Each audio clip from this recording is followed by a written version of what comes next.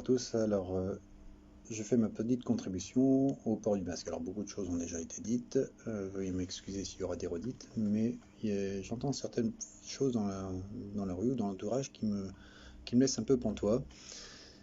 Et je voudrais apporter ma petite pierre à l'édifice. En fait, ce que j'entends souvent, c'est que, alors je précise, hein, je ne suis ni pro-masque ni anti-masque. On ne demande pas à un chirurgien de choisir d'être pro ou d'être anti-masque. Simplement, le masque doit être utilisé à bon escient. Voilà, je laisse liberté à chacun qui souhaite de porter le masque ou de ne pas en porter. Je suis plutôt pro-choix. Ceci étant, j'entends beaucoup de gens qui disent oui, mais les chirurgiens, les équipes au bloc opératoire supportent bien le masque. Est-ce que nous aussi, on ne peut pas le supporter un peu dans l'espace public ou dans les magasins? Alors c'est vrai, nous supportons le masque parfois pendant plusieurs heures, pendant les interventions chirurgicales et au bloc opératoire. Ceci dit, je voudrais quand même vous faire une petite visite du bloc et vous allez mieux comprendre pourquoi. On y va?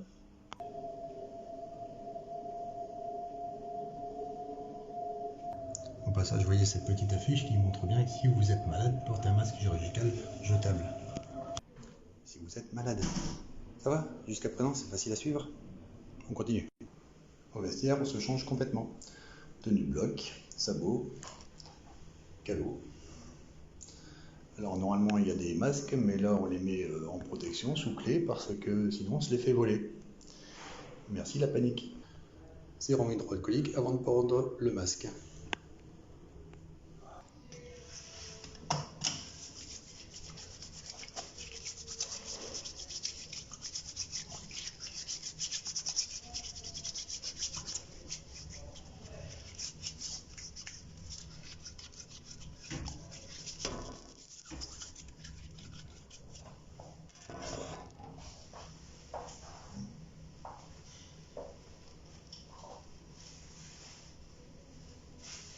On ne touche pas le masque. On touche les lanières.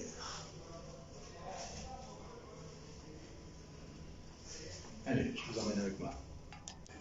Je vous emmène donc dans une salle d'opération. Bon, par respect pour vous, je vais rebaisser ce masque qui ne me sert à rien, même pour vous protéger, puisque vous n'êtes pas directement devant moi. Et on y va. Petite visite. Alors, est-ce que vous voyez ce qu'il y a derrière ce piquet? Il y en a dans les 4 coins de la salle pour aspirer l'air de la salle. Et vous voyez au plafond, voilà, il y en a 4 également autour de la zone où il y a la table d'opération pour nous apporter de l'air renouvelé et rafraîchi. Air renouvelé, air rafraîchi, ça veut dire quoi? Ça veut dire que on peut supporter largement la présence d'un masque sur le visage. Ça ne nous pose pas de soucis, d'autant plus qu'on est statique, on ne bouge pas, on ne va pas faire un marathon, on ne va même pas marcher, on reste debout ou assis, il n'y a que nos bras qui bougent pour l'intervention chirurgicale. Donc il n'y a pas beaucoup d'énergie physique demandée, il n'y a pas beaucoup d'énergie à réclamer à notre organisme. Donc pas trop d'oxygène non plus. Voilà. Par contre, de plus, nous sommes tous en bonne santé, autant sur le plan cardiaque que sur le plan respiratoire. Ça va? À présent, sitôt l'intervention terminée, à votre avis, qu'est-ce qu'on fait? On baisse le masque spontanément. Voilà, on respire et on va dans la salle de repos se prendre un petit verre d'eau. Voilà, pour se désaltérer la gorge. Et tout ça, on le fait spontanément, donc ça veut dire qu'on n'y pense même pas, ça devient pour nous quelque chose de tout à fait naturel. Sachez aussi que ce masque, même s'il n'est pas certain qu'il soit efficace pour lutter contre les infections de site opératoire, donc les infections nosocomiales liées directement à l'opération, nous permettent aussi, nous chirurgiens, d'éviter d'être souillés par des projections de sang, de matière, d'humeur, etc., qui sortent directement du champ opératoire. Voilà. En aucun cas, ça n'a jamais permis d'empêcher une diffusion bactérienne ou virale. Je dis bactérienne, effectivement, à plein escient, parce que si vous trouvez une étude qui montre que le port du masque au bloc opératoire permet de limiter les infections de site opératoire, bah dites-le moi, merci. Ensuite, qu'est-ce qu'on fait? Eh bien, ce masque, on l'enlève et ça part dans les déchets, bordures ménagères. tout simplement. Covid ou pas Covid, ça part en ordure ménagère habituelle. Voilà, j'espère que cette petite visite vous a plu. Un petit mot pour ceux qui pensent que le masque les protège eux. Allez sur votre moteur de recherche préféré, tapez virologie laboratoire, regardez quelques images. Vous voyez comment ils sont habillés, quasiment cosmonautes, et comparez avec votre masque en papier ou en tissu, vous voyez si ça peut avoir la même efficacité. Et à présent un message pour ceux qui pensent que ça protège ceux qui sont en face. Je loue tout à fait votre altruisme et vous en félicite. Maintenant, est-ce que le remède n'est pas pire que le mal? C'est-à-dire, est-ce que le fait de garder vos toxines dans le corps ne va pas faire que finalement, dans le masque plutôt, ne va pas faire que finalement vous entreteniez un cycle infectieux à vos dépens. Tout ça pour un résultat qui, somme toute, en dehors des autres gestes barrières qui ont été proposés, notamment une certaine distance, le lavage des mains, se moucher dans le coude, est-ce que ça serait pas préférable de finalement continuer à montrer votre sourire à tout le monde en sachant que on en a besoin, on a vraiment besoin de sourire. Voilà. Bisous à tous, portez-vous bien.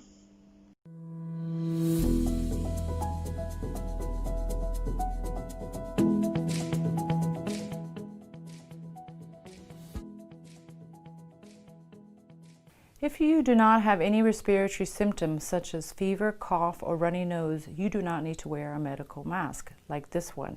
Mask alone can give you a false feeling of protection and can even be a source of infection when not used correctly. Masks should only be used by healthcare workers, caretakers, or by people who are sick with symptoms of fever and cough. Why? Because healthcare workers and caretakers are in close contact with ill individuals, so they're at higher risk of catching COVID-19. And sick people should wear masks to protect others from small droplets that can come out when they cough or sneeze. So, for healthcare workers, caretakers, or individuals who have fever and cough, this is how you should wear a mask. Before touching the mask, clean your hands with alcohol-based hand rub or soap and water. Inspect the mask for tears or holes. Verify which side is the top. This is where the metal piece is. Then identify the inside of the mask, which is usually the white side. Then fit the mask on your face.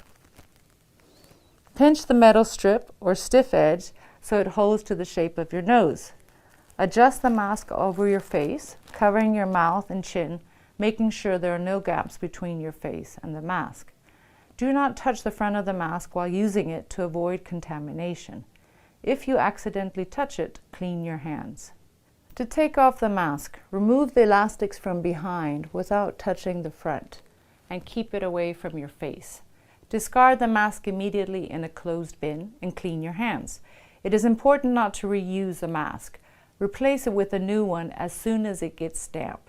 And remember, the best way to protect yourself from the new coronavirus is frequently cleaning your hands with alcohol-based hand rub or soap and water. Stay safe and see you next time.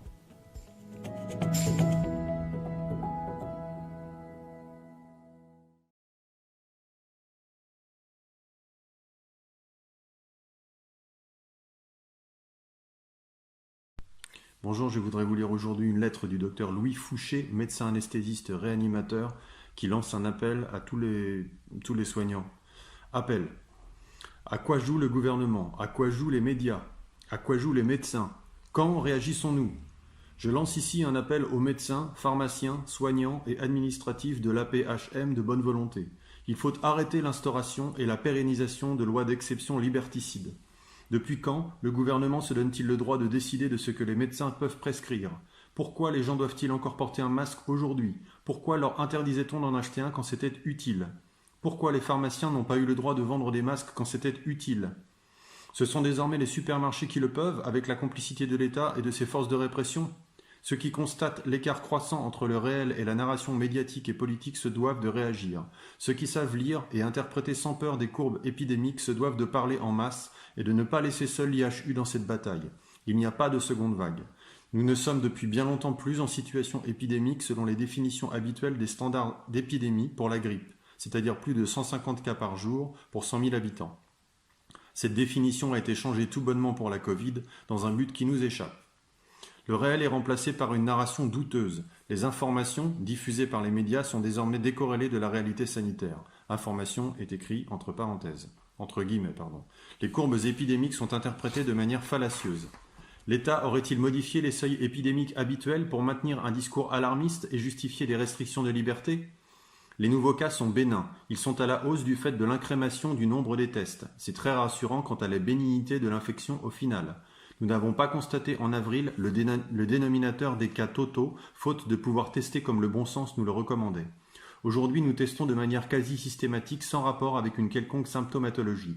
Nous trouvons simplement ce que nous nous sommes interdits de voir en mars, avril et en mai, le dénominateur et la foule des cas bénins. Tous les partisans de la thèse de l'immunité collective devraient s'en réjouir. Les hospitalisations en réanimation, les hospitalisations et les décès ne font que baisser tendanciellement. Nous nous devons de sortir des polarisations politiques qu'on a voulu infliger au débat. Nous devons retourner à des arguments de bon sens, médicaux en premier, scientifiques en second. Merci à Jean-François Toussaint, à Alexandra Henrion-Claude, à Jean-Dominique Michel, à Didier Raoult, à Philippe Parola, à Jean-Christophe Lagier, à Christian Perronne et à tous les autres héros que j'oublie. La science, la médecine et la politique sont ternis de tant de conflits d'intérêts et de corruption.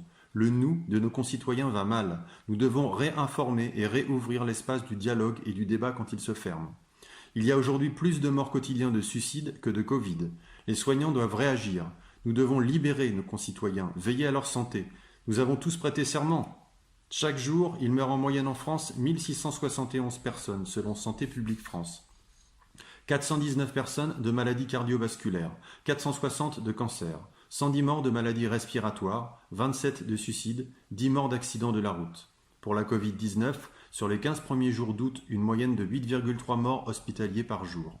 Je ne compte pas les morts en EHPAD puisque nous ne savons pas de quoi ils sont morts. Vous constaterez avec le sourire que du 1er au 15 août, 10 personnes auraient d'ailleurs ressuscité selon le cumul des morts en EHPAD. Sommes-nous devenus fous ? Merci à tous ceux qui voudront nous rejoindre pour que l'APHM se réveille du mirage et agisse. Merci à tous ceux qui ne sont pas d'accord et qui voudront renouveler l'espace du débat pour une discussion courtoise et constructive. Bien confraternellement, Dr Louis Fouché, médecin anesthésiste, réanimateur. Voilà, je me suis permis de lire cette lettre en espérant toucher quelques personnes. Et si cette vidéo vous a semblé utile, eh bien partagez-la et vous pouvez couper l'image parce qu'elle n'a aucun intérêt. Bonne journée, merci.